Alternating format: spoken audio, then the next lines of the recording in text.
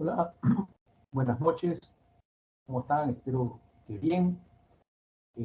Esta noche vamos a ver el capítulo 11. Voy a compartir mi pantalla. A ver, un momentito, por favor. Un momentito.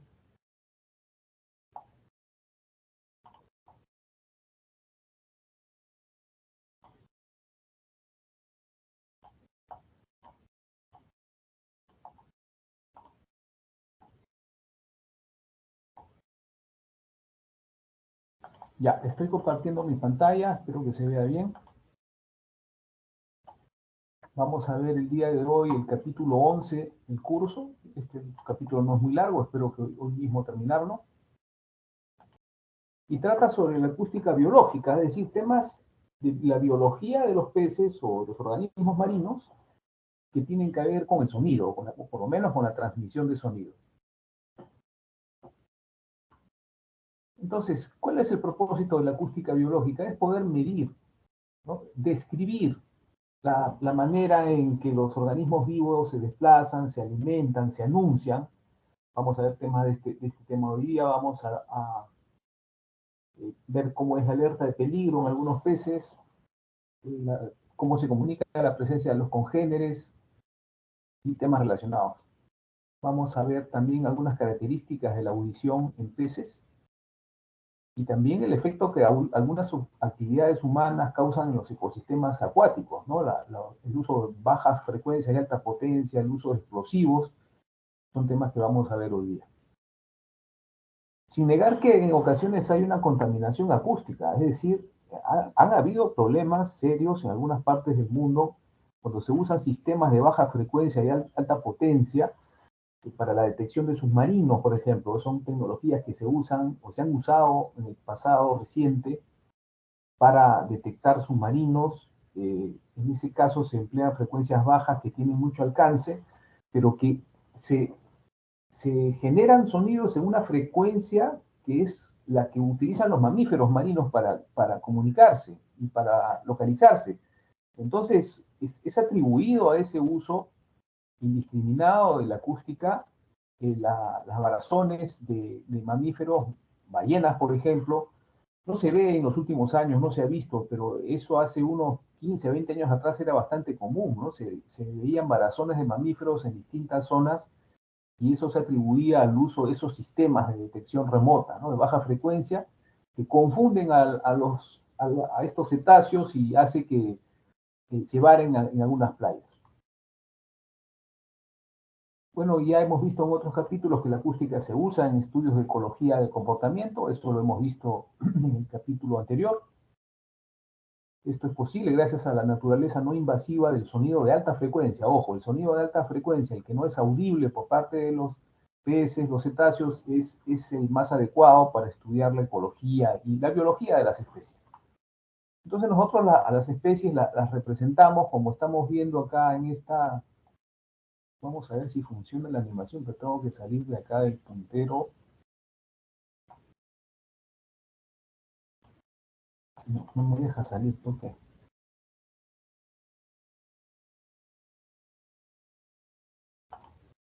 Ya, es una pequeña animación que muestra, miren, estas formas geométricas que estamos viendo se supone que representan a cardúmenes. Son datos de sonar, información de sonar procesada en EcoView.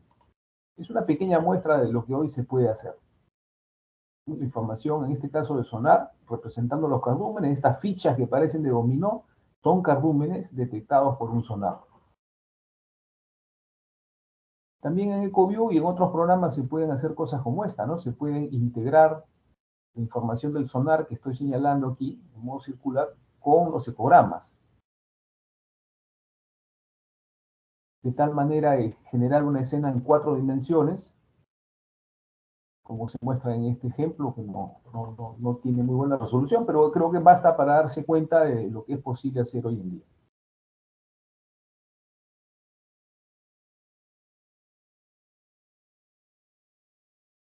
Vamos a ver ahora lo que es sonidos biológicos. Parte de los ruidos que nosotros vemos en los sistemas sonar, como las ecosondas, por ejemplo, son ruidos biológicos. No los podemos identificar fácilmente, pero es obvio que los cardúmenes, los peces, generan sonidos cuando se desplazan. Entonces, ¿cómo escuchar esos sonidos? Bueno, la manera de hacerlo es colocando hidrófonos, porque muchos sonidos están fuera del rango de operación de la ecosonda. Por ejemplo, una ecosonda de 120 kHz capta sonidos de alrededor de 120 kHz, ¿no? Dependiendo del ancho de banda.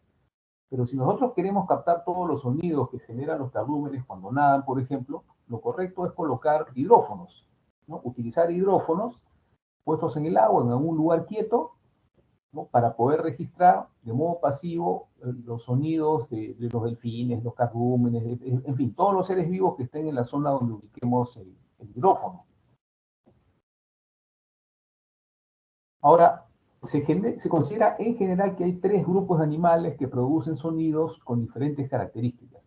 Los crustáceos, los peces teleosteos, o sea, los peces con esqueleto óseo, que tienen vejiga natatoria, y los mamíferos marinos. En general, tres grupos de sonidos para distintos grupos de especies. En algunas especies de peces óseos o teleosteos es posible escuchar unos sonidos de eco, perdón, ecos no, coros, perdón, coros. Y este sonido proviene de la vibración de las vejigas natatorias. Por alguna razón, estas especies generan esos ruidos probablemente como para comunicarse con sus congéneres, para ubicarse entre ellos en alguna zona de mar, y esto lo logran frotándose contra las rocas del fondo. De esa manera, la vejiga puede usarse para generar sonidos que lo interpretamos como si fueran coros. De otro lado, no olvidemos que la turbulencia hidrodinámica, el flujo de agua, las olas, por ejemplo, generan ruido. El mar es un lugar ruidoso, recuerden. Y otras especies, como las ballenas, producen sonidos deliberados, ¿no? Se sabe, los delfines, los cetáceos, ballenas en general, generan sonidos de una frecuencia modulada dentro del espectro audible, parcialmente por los humanos, y eso se utiliza para ubicarse en el espacio, pero también para comunicarse con sus congéneres. Vamos a ver un ejemplo que ya hemos visto antes, es un video de un cardumen, ¿no? Que está desplazándose, girando sobre su contorno, como podemos ver, con una forma y un orden casi perfectos. Imagínense, eso genera sonido. Son sonidos biológicos, son sonidos que producen estos peces al desplazarse. Entonces, eso es audible si nosotros usamos hidrófonos para poder captar esos sonidos. Y este ejemplo también lo vimos, ¿no? Una bola formada por los peces. Esta es una reacción de amedrentamiento de un depredador, ¿no? La bola, lo hemos visto en el capítulo anterior. Y imagínense, eso genera sonido. Entonces, eso en teoría puede ser registrado.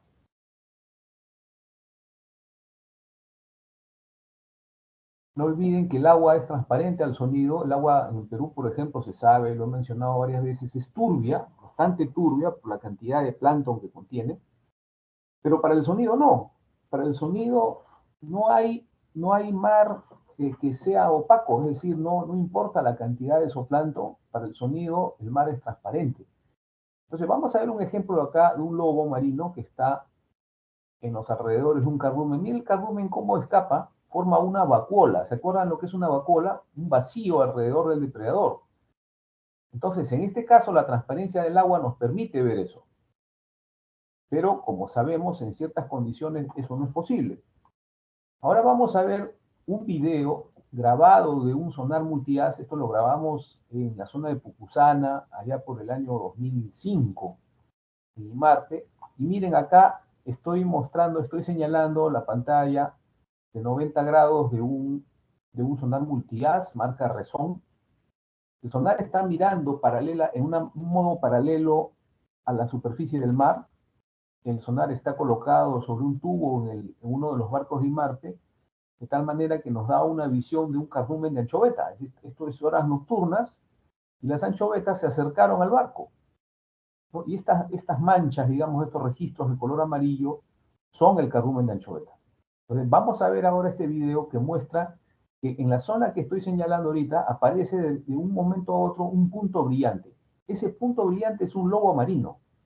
Y van a ver ustedes cómo alrededor del lobo se forma claramente un arco, una vacuola, ¿no? Las anchovetas se alejan del lobo, ¿no? Y se forma una especie de ola de agitación. ¿Se acuerdan lo que era ola de agitación? ¿No? Un cambio brusco en la orientación de los peces dentro del cardumen que genera una especie de variación, latigazo, digamos, vamos a verlo en video para que se entienda mejor, y eso como respuesta ante la presencia de un depredador. Vamos a ver el video.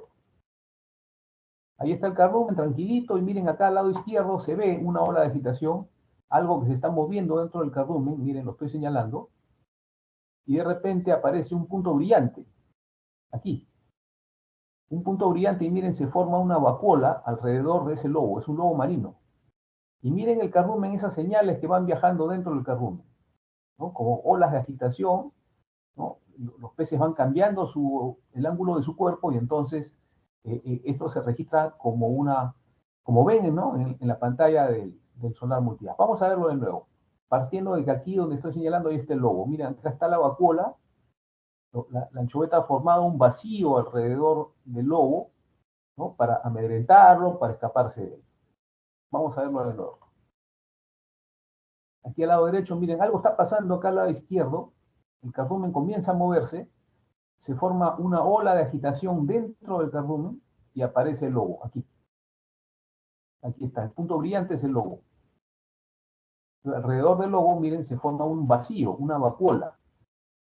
Porque claro, el cardumen hace eso por reacción, ¿no? Una reacción de protección, alejarse del lobo, y por eso se forma esta vacuola. Eso a manera de ejemplo. Estos videos, por cierto, están en el capítulo correspondiente, es el capítulo 11, ¿ya? Tanto el capítulo, digamos, el PDF, los videos o animaciones, incluso la grabación de esta clase, el video de esta clase está ahí en cada una de las carpetas que corresponden a cada uno de los capítulos.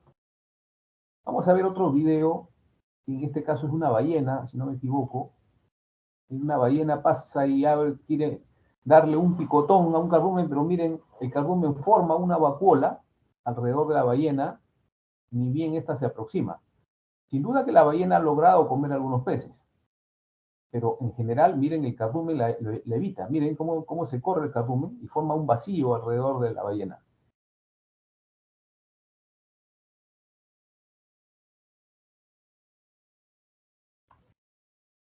Vamos a ver otro video de sonar multihaz. Esto es más o menos, ¿en qué año fue? El año 2002, 2003. Es otra imagen de una ballena nadando.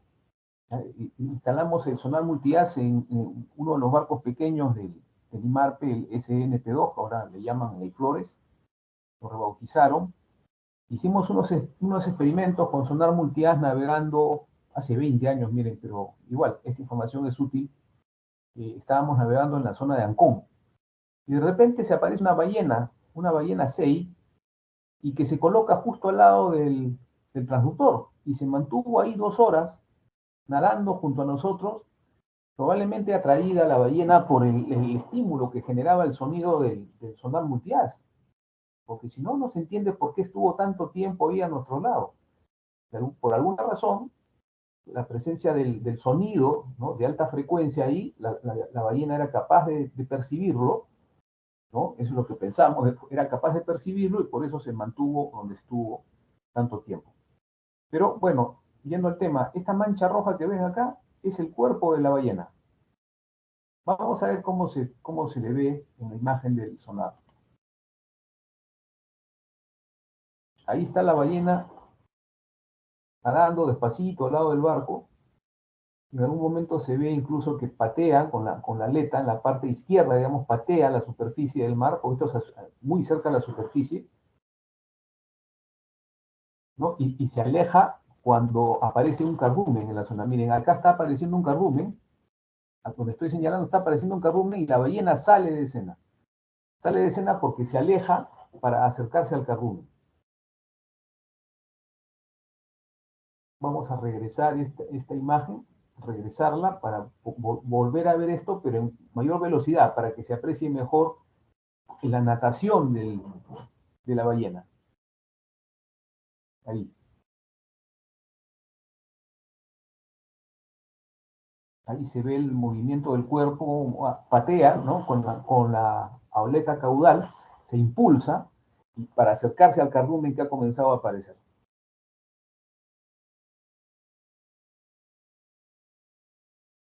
Ahora lo vemos nuevamente. Ahí está. Cuando patea la superficie, se ve la ondulación del cuerpo.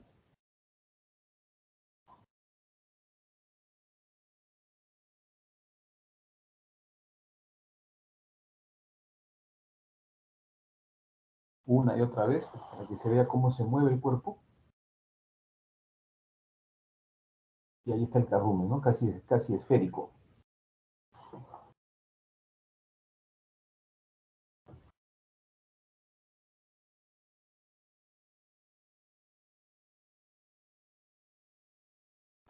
Bien, vamos a continuar. Vamos a ver algo de los oídos, ¿no? Los peces tienen oídos, ¿no? Acá en este caso estamos viendo un corte de una cabeza de un pez. No todos los peces son exactamente iguales, pero digamos las estructuras son básicamente la misma, ¿no? Acá tenemos algunas partes, ¿no? Donde está indicado con la letra M, la médula del cerebro, el cerebelo, la U es como indica la ubicación de los otolitos, ¿no? Los otolitos son los huesos que componen el sistema auditivo en los peces. Y bueno, otras partes del pez, incluyendo el nervio craneal, ¿no? Que acá está indicado. ¿Dónde está? Se supone que hay un número 10, no lo veo. Bueno, no importa, esto es algo muy esquemático, simplemente es para decir que los peces escuchan el sonido, ¿no? Escuchan los sonidos, tienen las mismas limitaciones que tenemos en general los seres vivos, o sea, hay sonidos que son capaces de escuchar y otros que no. Entonces, esto es importante tenerlo presente.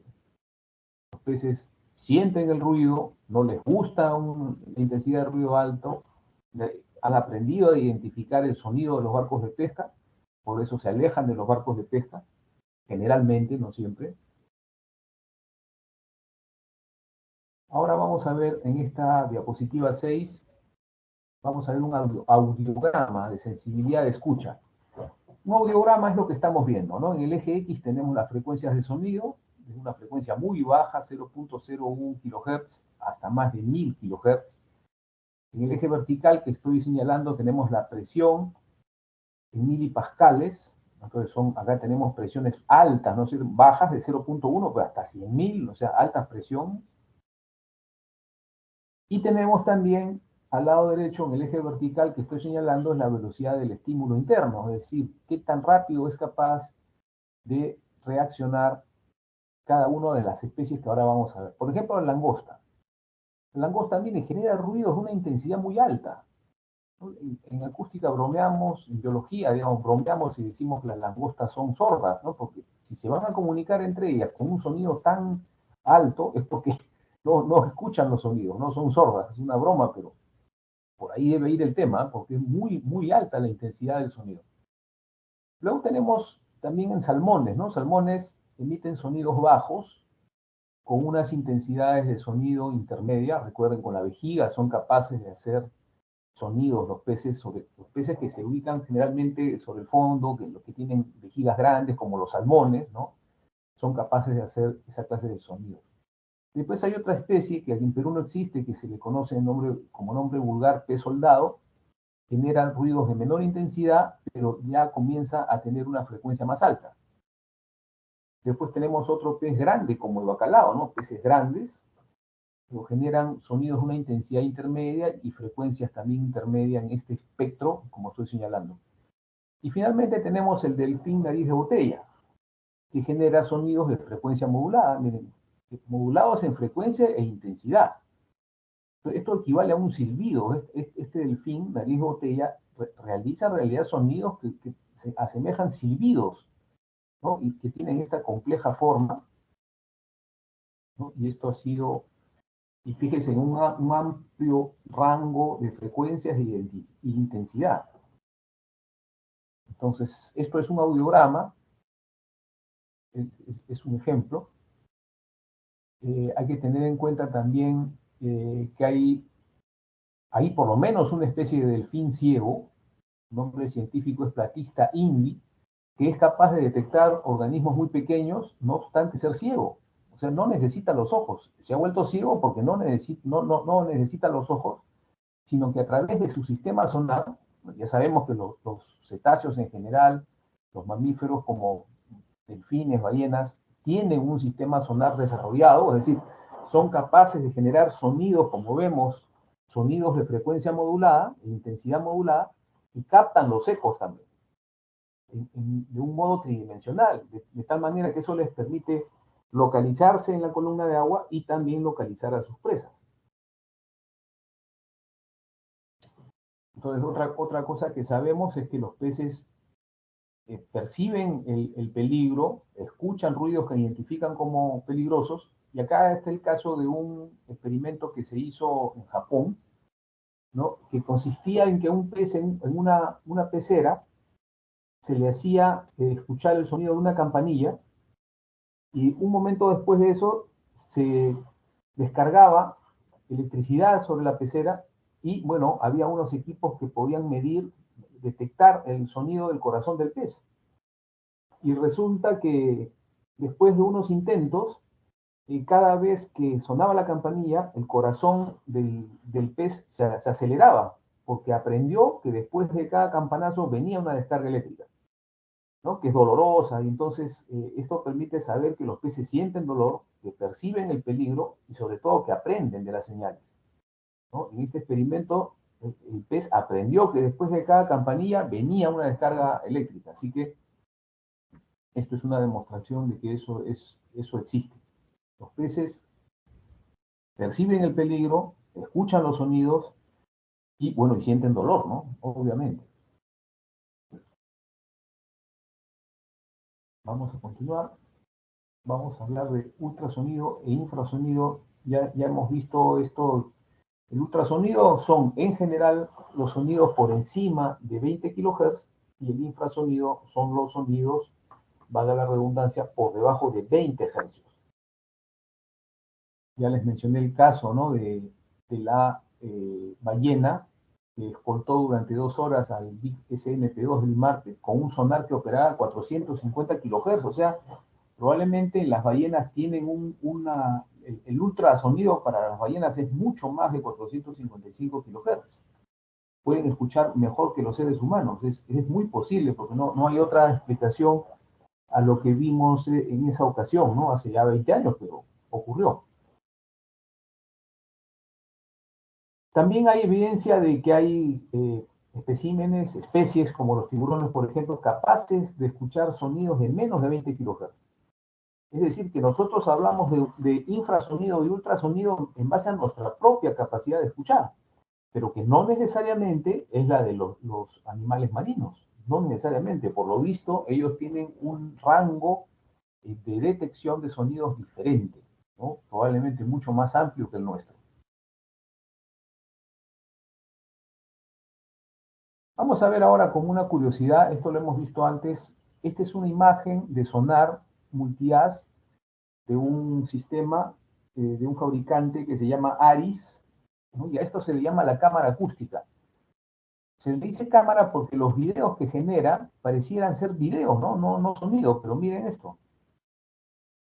Uno puede pensar eso es sonido, perdón, imagen de baja calidad, de baja resolución, pero es hecha con sonido. Miren, se nota perfectamente el movimiento de los peces. Algo así habíamos visto en la clase anterior, porque habíamos hablado de esta cámara acústica, que claro, miren, ahí permite ver las tallas más o menos, ¿no? Se podría medir las tallas, pero lo malo es que este sonar tiene muy poco alcance, ¿no? Muy poco alcance, entonces no permite el alcance que necesitamos en la pesquería.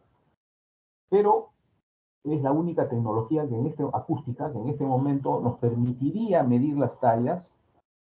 Ya sabemos que lo que se mide con sonido es la reflectividad, no las tallas, se mide reflectividad. Y a partir de la medición de reflectividad se puede derivar la medición de las tallas, pero es algo que, como ustedes ya saben, se hace con bastante y amplio margen de error. Vamos a ver otro video del comportamiento de un cardumen. Miren, esto que estoy señalando es un cardumen de peces que está nadando y se va a acercar aquí a esto que estoy señalando, que es una red de cortina que está tendida. Entonces, esta imagen del sonar es paralela a la superficie, ¿no? Y vamos a ver cómo se comporta el cardumen.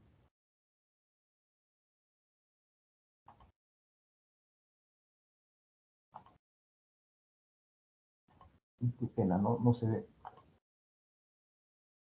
Eso pasa cuando los códecs no están actualizados, no tengo en este tiempo, en este momento no me voy a poner a buscar los códecs, pero bueno, este video y todos están presentes en la carpeta del capítulo, ¿ya? Por si acaso, para que los puedan ver con calma. Qué pena que no funciona, no sé qué pueda, no son los códecs. O sea, los códecs son los, digamos, los controladores, en este caso de las imágenes, ¿no? Y no permiten ver el video. Bueno, ¿qué vamos a hacer? Entonces ahora vamos a ver otro tema, es el sonar biológico. Algunos, como ya sabemos, algunas ballenas, la totalidad de ballenas y delfines tienen un sonar biológico, es decir, son capaces de generar sonidos y escuchar los ecos. También se les reconoce esta capacidad al bagre Arius felis. Entonces los animales son entonces capaces de generar clics de sonido, es decir, pulsos de sonido. En el caso de las langostas se dice que generan clic, ¿no? Hizo clic. ¿De dónde vino esa frase? Hizo clic. Bueno, en este caso viene de las langostas, ¿no? Hacen unos sonidos que parecen clics que se cree que son señales de advertencia o señales de comunicación entre los individuos de estas especies.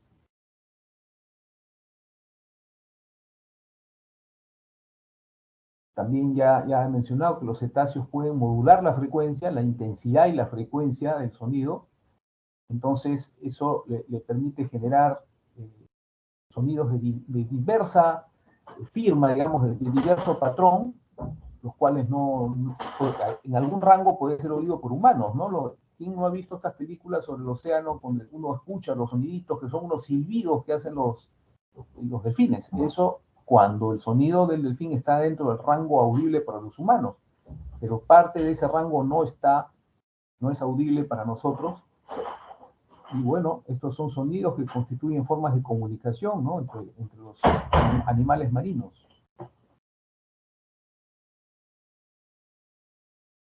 De todas maneras, la fisiología, es decir, la manera como se producen los sonidos, por lo menos en el caso de los cetáceos, todavía no es bien comprendida, no se entiende bien todavía. Sabemos que en el caso de las ballenas y delfines tienen un doble sonar, ¿no? Sonar, es decir, el sistema que le permite generar sonido y el sonar que le permite recibir los sonidos. En calamares se sospecha que podría tener algo de esto también, pero son cosas que todavía están en estudio.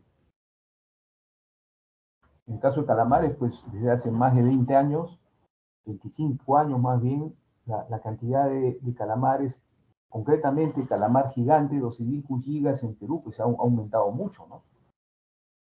De hecho, la flota artesanal peruana de calamares, porque en Perú no hay flota industrial de calamares, es flota artesanal, captura alrededor de 500.000 toneladas al año y eso la convierte en la principal pesquería mundial de calamares, que le gana incluso a la flota china, que son cientos de barcos que están pescando fuera de las 200 millas de Ecuador, de Perú y Chile.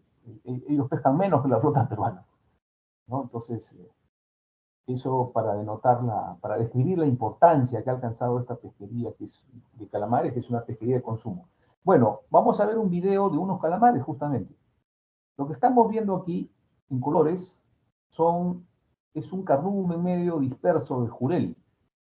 Esto lo grabamos frente a Pucusana hace ya 20 años, ¿no? O por ahí, ¿no? Pero dentro de este ecograma, de esta imagen de sonar multihaz, de forma triangular, vamos a ver también un par de calamares que están nadando, impulsándose ¿no? Como ustedes saben, los calamares no tienen aleta caudal. Lo que hacen es cargan agua, absorben agua con el manto, el cuerpo, y bombean con fuerza esa agua, y eso las impulsa. Vamos a ver cómo es eso acá en un video. 2006, esta imagen es 2006. Bueno, a velocidad simple del sonar no se ve mucho. No se ve mucho. Pero cuando la vemos a velocidad, ahorita se ha aumentado la velocidad, miren aquí, se va a ver en la parte inferior que estoy señalando, en la parte de aquí que estoy señalando, ahí van a aparecer dos trazos de calamares que están nadando así de esta manera, ¿no? Como impulsándose en semicírculos. Aquí, estos de acá. Eso está a velocidad normal, ahora se va a aumentar la velocidad para que se vea mejor. Ahí están. Ven que se impulsan al lado izquierdo, estos de acá, se impulsan hacia abajo y luego se acercan a la superficie. Vamos a verlo una vez más.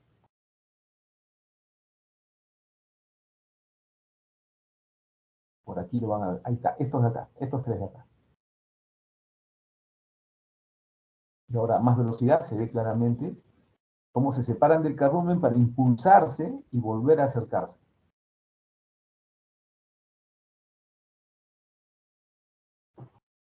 Bueno, vamos a continuar. Vamos a ver ahora los daños provocados por el sonido. El sonido, cuando es muy intenso, puede provocar daños temporales o daños permanentes. ¿Ya? Y claro, los peces también aprenden de los sonidos que considera peligrosos, ¿no? ¿Se acuerdan en el capítulo anterior que hablamos de los barcos de pesca? Perdón, la sardinela en Costa de Marfil evita los barcos de pesca, pero en Venezuela no. Y es la misma especie. Y no la evita en Venezuela porque en Venezuela no se pesca sardinela ahorita, entonces no le han agarrado miedo a los barcos de pesca. En cambio, en Costa de Marfil sí. Entonces, ¿de dónde vienen los daños provocados por el sonido? En todo caso, directamente el daño a los peces, pérdida de escamas, ¿no es cierto? Hemorragias internas, es producto de las explosiones, ¿ya? De la alta intensidad de sonido como el que se hace, por ejemplo, en las prospecciones sísmicas, que las vamos a ver más tarde qué son, ¿no? Que es el uso de explosivos para generar sonido con el cual mapear los fondos del mar. Entonces, esa es una tecnología medio destructiva, ¿no? Que, bueno, vamos a describir, no a criticar, pero sí a describir. Entonces, ¿por qué son malas esas explosiones? Porque generan ondas de choque, ¿ya? Son golpes, digamos, ¿no? Una liberación súbita de energía que se propaga rápidamente en el agua, bueno, impactando y llevándose de encuentro todo lo que encuentra, ¿no? Golpea a los peces, golpea, destruye, destroza al zooplancton, al fitoplancton. Entonces, ese cambio brusco en la intensidad, en la propagación del sonido de alta intensidad, bueno, puede romper las vejigas natatorias, puede afectar otros órganos. Hay bastantes trabajos, vamos a hacer un rápido repaso de los trabajos disponibles que hay sobre estos daños, ¿no? Las pérdidas de escamas, rotura de huesos, etc. Y acá en esta gráfica que estoy mostrando en la parte inferior, es sobre un experimento que se llevó a cabo no, en Perú, esto no recuerdo ahorita, no está la referencia geográfica, qué raro, yo siempre la pongo. Bueno, fíjense acá, tenemos en este diagrama una profundidad de 0 a 100 metros y una distancia horizontal de 0 a 160 metros. Entonces, a 100 metros de profundidad, donde estoy señalando, se hizo explotar una carga de 11 kilos de TNT, ¿ya? A 100 metros de profundidad, y en la zona habían peces de 90 gramos de peso cada uno.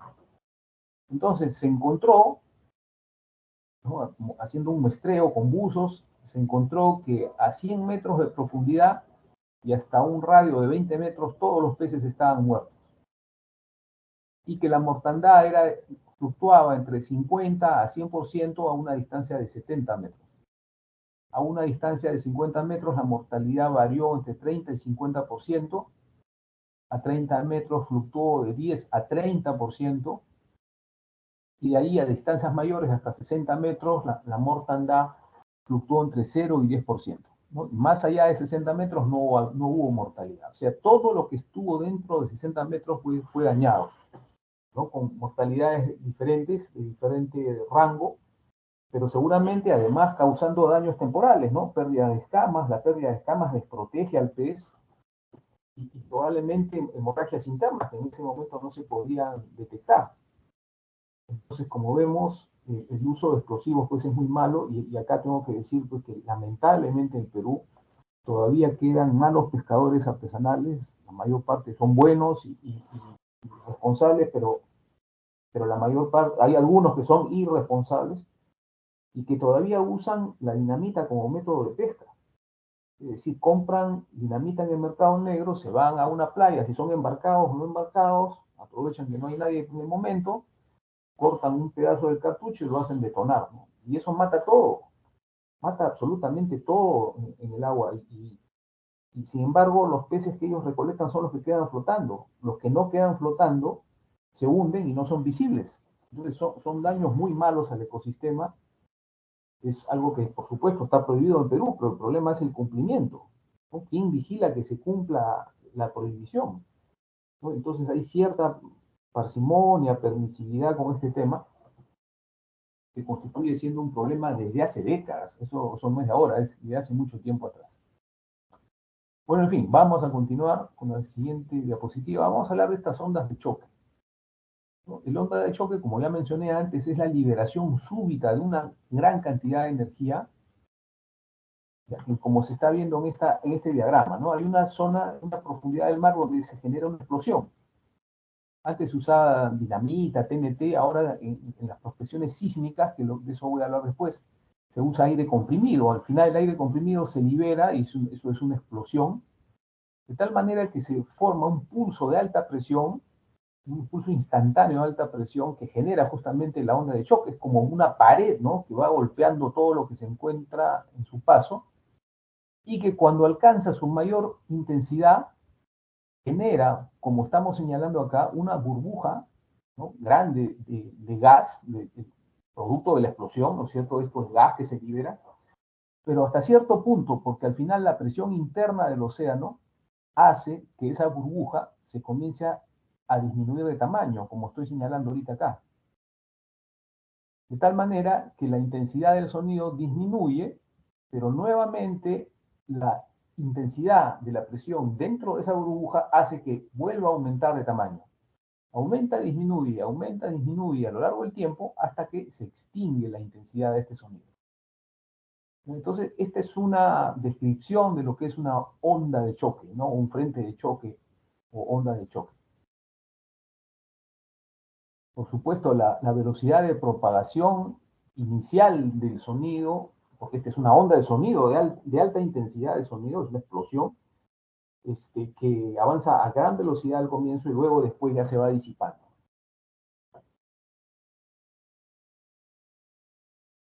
Entonces, nuevamente en este diagrama vemos la liberación de energía a través de la explosión, se forma una onda de choque, y este diagrama que estoy señalando muestra la variación de la presión. ¿No es cierto? La presión inicial es alta, luego disminuye, pero luego se comprime, ¿no es cierto? Este gas que se ha liberado con la explosión se comprime y se vuelve a expandir nuevamente una y otra vez a lo largo del tiempo, como se representa aquí con estas burbujas, ¿no? Grande, pequeña, a medida que se va disipando y termina por ser absorbida en el mar, ¿no? Entonces, este es un proceso oscilatorio, ¿no? Son oscilaciones que se terminan por extinguir. Cada tipo de estas explosiones se dice que tiene una firma, ¿no? Una signature, una firma, una forma, un patrón, ¿no? Que es caracterizado por una gran liberación de presión inicialmente y luego por una repetición, ¿no es cierto?, de un segundo, tercer, cuarto pulso, que siguen más o menos el mismo patrón.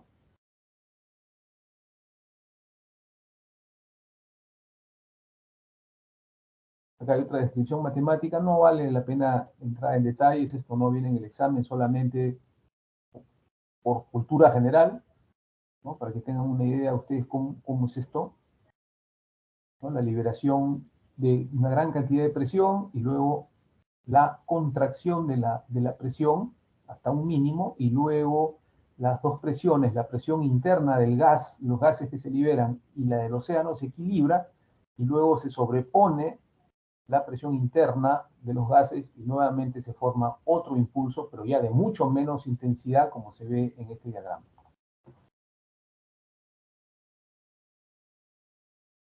Ahora vamos a ver rápidamente casos de estudio que presentan el efecto de la exposición al sonido. No vamos a ver eso en detalle, no es el propósito de esto, pero acá, para quien tenga interés, bueno, hay una serie de publicaciones. Aquí está el autor, por ejemplo, Yelverton y colaboradores en 1975, que muestra los daños que las explosiones causan sobre distintas especies de peces, ¿no? La mortalidad, los que presentan el daño físico o daño a la capacidad de escuchar sonidos de parte de los peces. Acá hay varios autores: Enger, 1981, Hastings y colaboradores, 1996, McCulley y colaboradores del año 2003, etc.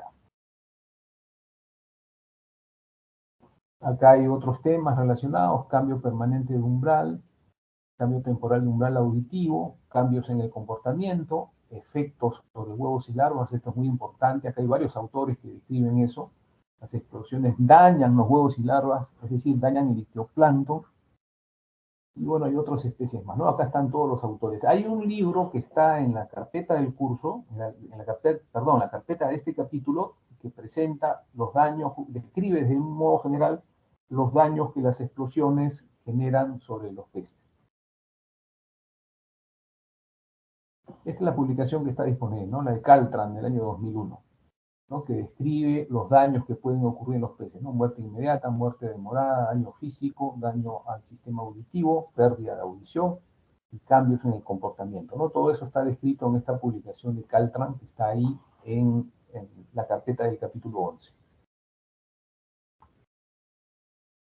Volviendo sobre el tema de las ondas de choque, acá como cultura general, esto no va a venir en el examen, es simplemente para identificar las fuentes de explosiones que se suelen usar, o los compuestos que se suelen usar, por ejemplo, pentolita, TNT, pólvora negra, aire comprimido, varias capacidades de aire comprimido, ¿no? Y las distancias a las que se le suele usar: 10 metros, 10 metros, 100 metros, etc.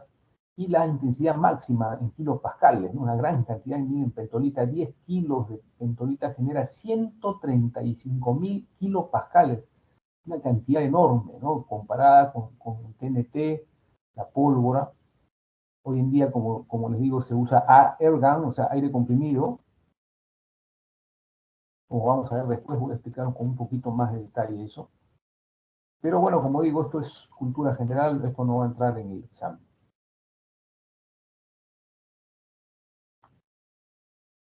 También, como parte de la cultura general, están aquí algunas ecuaciones para predecir las características de una onda de choque para dos materiales, ¿no? TNT y pentolita, ¿no? El pico máximo de la presión, bueno, acá tienen las fórmulas, yo no voy a entrar en ese detalle: el flujo de energía, el impulso de la presión, la constante de tiempo, es el tiempo de demora en el cambio de la intensidad en que se modifica la presión interna en el océano, y las presiones mínimas. No hace falta entrar en eso. Yo nunca lo he hecho, lo muestro como cultura general, porque quién sabe, alguna vez a ustedes se les presente la oportunidad de trabajar o hacer alguna práctica en alguna de estas empresas que hacen prospecciones sísmicas. Eso es lo que vamos a ver en la parte final de este capítulo. Bueno, acá hay otro diagrama que muestra que las explosiones, la liberación de energía que se usa para estos estudios que buscan hallar petróleo y gas en el mar. Bueno, ya vemos también que los pescadores pueden usar, si bien es cierto, pequeñas cantidades de explosivo, igual son dañinas, ¿no? Genera un efecto de espejo. Acá fíjense, acá hay una explosión. Si estuviera en el océano libre no sería tan mala, pero fíjense aquí, hay un efecto de espejo, ¿no? La intensidad del sonido queda atrapada en una zona, ¿no? Rebota en la superficie, rebota en el mar, en el fondo del mar, y puede permanecer rebotando y causando daños durante un tiempo significativo, ¿no? Durante algunos segundos es suficiente para hacer mucho daño permanente o temporal a los peces. Y acá hay otra, en el panel B tenemos otra señal, ¿no es cierto? Otra posible señal de rebote del sonido, de esta alta intensidad de sonido. Cuando se genera una explosión, se forma un pulso que puede quedar atrapado y permanecer un tiempo relativamente largo dentro de una zona donde haya poca profundidad, como se está señalando en este ejemplo. Estos son casos donde hay relativa poca profundidad. Bueno, y acá hemos llegado a esa parte, ¿no? La prospección sísmica. Miren esta foto de este barco gigantesco. Esta foto ha sido tomada en Paita. Este barco creo que se llama Neptuno. Entonces es un barco para realizar prospecciones sísmicas. ¿Qué es lo que hace este barco? Este barco remolca esto que ven aquí. Estos son cañones de aire comprimido. Esto se remolca desde el barco, ¿ya? Y a la derecha, miren, vemos el barco ya remolcando, no se ven los cañones, pero también está remolcando hidrófonos. Acá, esto que estoy señalando, estos registros, son una especie de patines. Son cuerpos remolcables en cuyo extremo, ya, por acá atrás, están los hidrófonos. Estos hidrófonos son los que van a ir registrando las explosiones. De tal manera que, miren, en este corte vertical, fíjense, aquí está el barco. Este corte vertical nos indica que el primer hidrófono está a 380 metros al lado izquierdo y obviamente al otro lado, al lado derecho, también hay otros 380 metros, ¿no? En este ejemplo son 1, 2, 3, 4, 5, 6, 7, 8 hidrófonos que se están arrastrando. Entonces, ¿cuál es la idea de esto? El barco va navegando a baja velocidad, por ejemplo, 5 nudos, va despacio, y va detonando cargas de aire comprimido cada 40 segundos en promedio. Cada 40 segundos, uno de los cañones detona una carga de aire comprimido y ese sonido, miren, está representado por estas líneas amarillas. Las líneas amarillas se desplazan, o sea, el sonido se desplaza hacia el fondo, penetra en el fondo centenares o hasta miles de metros y luego el sonido escapa, como un eco, ¿no? Escapa y luego es captado por los hidrófonos. Entonces, todas esas reverberaciones del fondo del mar son captadas por los hidrófonos y después son analizadas, porque obviamente los hidrófonos están conectados a computadoras en el barco, y con eso se generan ecogramas como esta que estamos viendo. Acá tenemos, por ejemplo, la que estoy señalando, la superficie del mar, y debajo, miren, hay otros estratos de profundidad, ¿no? Esto es una cuenca sedimentaria, ¿no? Estos filos, miren, de color amarillo, indican estratos de rocas a distintas profundidades. Esta es la información primaria que se usa en prospecciones sísmicas para poder determinar dónde perforar para poder buscar petróleo o gas. Yo no soy un experto en ese tema, la verdad que nunca me he metido más allá de esto o poco más de esto. No lo he hecho porque no es de mi personal interés. Sé simplemente que la prospección sísmica pues tiene sus detractores, porque efectivamente algo que sí hace la prospección sísmica es mata, ¿no es cierto? No creo que mate a todos los peces. Los peces no son tontos, como ustedes saben. A la primera explosión todos los peces se van. Pero los que no se pueden ir son los huevos, las larvas, el zooplancton no se puede ir, ¿no? ¿A dónde se van a ir? Pues son ellos los que sufren, ¿no? Y este es un daño que debería ser cuantificado. Se supone que es cuantificado. Los estudios de impacto ambiental que se aplican también a las prospecciones sísmicas es algo que debería ser transparente, debería ser publicado, debería revelarse cuáles son los daños determinados durante cada una de estas prospecciones sísmicas, ¿no? Cada cierto tiempo en Perú se hace esto, ¿no? Estos son técnicas de oceanografía geológica, está bien, pero hay una mejora que hacer, pienso yo, a nivel nacional, ¿no? Esto debería ser compensado. Pero tampoco es mi intención complicarles el tema, simplemente estoy describiendo en líneas generales lo que es una prospección sísmica. Ojo que sísmica no quiere decir terremoto en este caso. Sísmica es justamente una liberación de controlada energía, de alta intensidad, pero una cantidad controlada de energía que permite mapear y estratificar toda la zona por debajo del fondo del mar. Bueno, depende de la intensidad, depende hasta una cierta profundidad, 1000 metros, 2000 metros, no sé, depende de la potencia de las explosiones.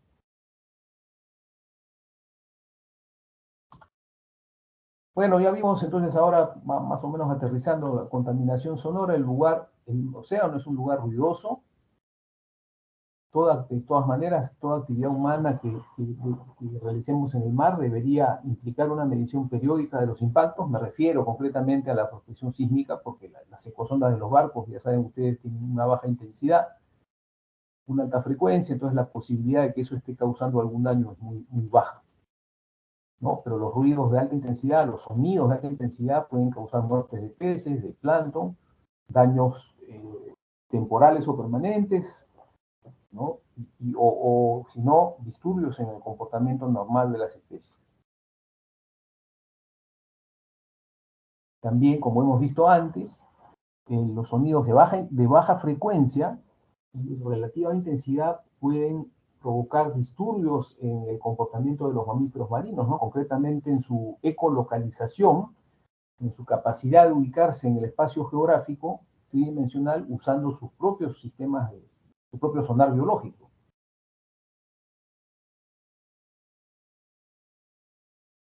Bueno, y de otro punto de vista que no lo había mencionado ahora, para modificar la conducta de algunas especies, por ejemplo, los lobos marinos, ¿no? Los lobos marinos son sumamente traviesos, ¿no? Y pueden ser en algunos casos destructores. Los pescadores artesanales se quejan de que los lobos rompen las redes, ¿no? A menudo los atacan, los agarran a palos, incluso a balazos. Bueno, no hay una buena amistad entre lobos y pescadores, pero hoy en día hay tecnologías como los fingers, ¿no es cierto? Son estos dispositivos que emiten sonido de una cierta intensidad que no le gusta a los lobos. Es algo que no se ha probado a nivel local. Se está usando, sí, para el caso de los delfines, ¿no? Como ustedes saben, los delfines son unos animalitos muy simpáticos y muy inteligentes, pero resulta que cuando caen en una red de cerco no saben escapar. Un delfín es capaz de saltar metros por encima del agua y sin embargo no son capaces de escapar de una red de cerco. Entonces, y eventualmente caen delfines, ¿no? En la pesca, y eso no queremos verlo, ¿no? No nos interesan los delfines, nos interesa más bien cuidarlos. Entonces, ya de hace más de 10 años, algunas empresas pesqueras de acá en Perú usan unos dispositivos, ¿no? Que alerta a los delfines de la presencia de la red, es decir, genera unos sonidos que a los delfines no les gusta, entonces se alejan de las redes. Eso al parecer está funcionando bien. No conozco ninguna publicación de Perú sobre eso, pero en otros países ya hay algunos estudios que muestran que esto funciona.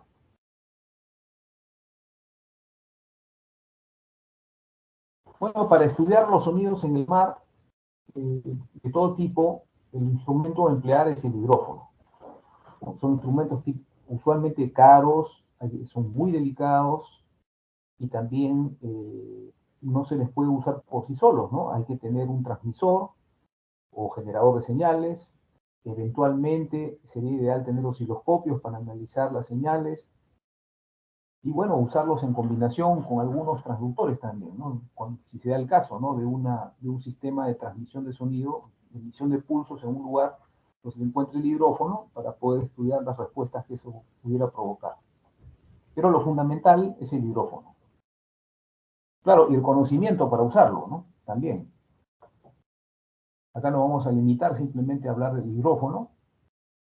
Es algo que Marte hizo mucho hasta los años finales de los 80, y después en los últimos años se recuperó un poco esto, pero en general esta tecnología de hidrófonos es algo que podríamos usar mucho, ¿no? Para estudiar el comportamiento de los peces y otras especies. Vamos a pasar a uno de los últimos temas, de la detección a través de las burbujas. Los peces emiten burbujas, ustedes ya saben, los peces necesitan insuflar aire en sus vejigas o a veces necesitan liberar el aire en sus vejigas si es que tienen que subir a la superficie. Entonces, de tal manera que parte de los registros que vemos en un ecograma son burbujas. No sabemos exactamente cuáles corresponden a burbujas o a peces, pero acá tenemos un ejemplo, miren acá al lado derecho. Acá vemos unos ecos que son como horizontales, ¿no? Unos ecos largos, unos registros, ¿no? Son ecos registros largos, ¿no? De peces, y que fíjense que en algunos casos surge oblicuamente un trazo como el que estoy señalando, ¿no? Unos trazos oblicuos. Bueno, estos típicamente son burbujas, ¿no? Que un pez puede estar emitiendo, un pez puede estar liberándose de aire de la vejiga, porque le conviene hacerlo por alguna razón, ¿no? Y esas burbujas son visibles, como estamos viendo y estoy señalando en este momento. En este diagrama de reflectividad también acá tenemos en el eje X, tenemos TS, ¿no? O reflectividad, ya saben ustedes, TS, Target Strength. Acá tenemos número de pulsos y tenemos la variación de valores de TS en color rojo y presencia de burbujas en color verde, como se señala aquí, ¿no? En este histograma, en la parte inferior también se señala cuáles son los valores de TS y la presencia de algunas burbujas, ¿no? que han sido detectadas en este ejemplo, ¿no? Para poder demostrar que efectivamente en los ecogramas se suele ver burbujas. Que no sabemos cuál es cuál, seguro que sí, pero que pasa a menudo. También hay que tener en cuenta que la descomposición de la materia orgánica sobre el fondo produce burbujas también. ¿Ya? Eso también puede pasar. Ese puede ser el caso de esto que estoy señalando acá. Ya el año pasado, sí, me pidieron hacer una revisión de unos ecogramas de una laguna, de una empresa minera que quiere ayudar a los pescadores de la zona, y vi muchos registros de burbujas que salen del fondo. Entonces yo le dije, no, esto es materia orgánica. Acá hay descomposición de materia orgánica. Esto no son burbujas separadas de peces. Esto es una emisión masiva de burbujas que ahora vamos... no, no están aquí, no. Eso lo vamos a ver en acústica oceanográfica, en todo caso, en el próximo capítulo. ¿Ya? Los hidratos de gas. ¿Ya? En algunas zonas donde hay acumulación de materia orgánica, si el agua está fría y la presión de agua es alta, entonces ahí se forman unos hidratos, unos bloques que parecen de hielo, que no es otra cosa que la descomposición de la materia orgánica en el fondo, que genera gas.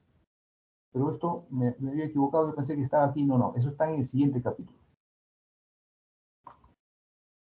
Bueno, con esto hemos terminado este capítulo, voy a dejar de compartir. Bueno, 1 hora, está bien.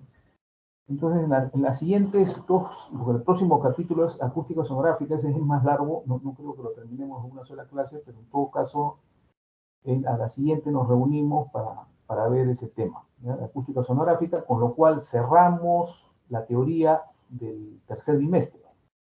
Y en lo sucesivo vamos a hacer ya los ejercicios que corresponden, ¿no? a estos 4 capítulos que componen el bimestre 3.